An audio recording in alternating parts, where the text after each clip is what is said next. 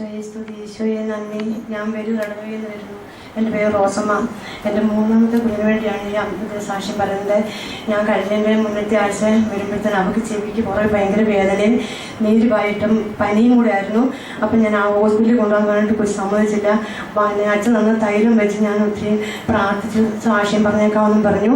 പിന്നെ ഞാൻ അച്ഛൻ തിരികൊന്ന് പറഞ്ഞേക്കൊന്ന് കൊച്ചു പ്രത്യേകം പറഞ്ഞ കാരണം അച്ഛൻ തിരികെ ഞാൻ വന്ന് പറഞ്ഞു. അച്ഛൻ പറഞ്ഞു നമുക്ക് കുഴപ്പമൊന്നും വരത്തില്ല, ഹോസ്പിറ്റലിൽ ഞാൻ കൊണ്ടുപോകേണ്ടിയും വന്നില്ല.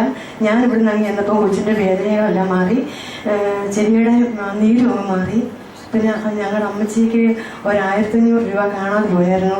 അത് ഓട്ടോറിക്ഷയിൽ തന്നെ കിട്ടുകയും ചെയ്തു. സാക്ഷ്യം പറയാൻ പറഞ്ഞപ്പോൾ ഈശോയ്ക്ക് 1000 നന്ദി പ്രാർത്ഥിച്ച അച്ഛനും.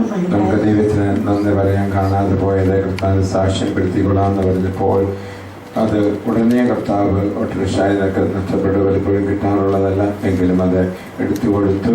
ആ കുഞ്ഞിനും സൗഖ്യം കൊടുത്തു. ദൈവത്തിന് നമുക്ക് നന്ദി പറയാം. Hallelujah, hallelujah.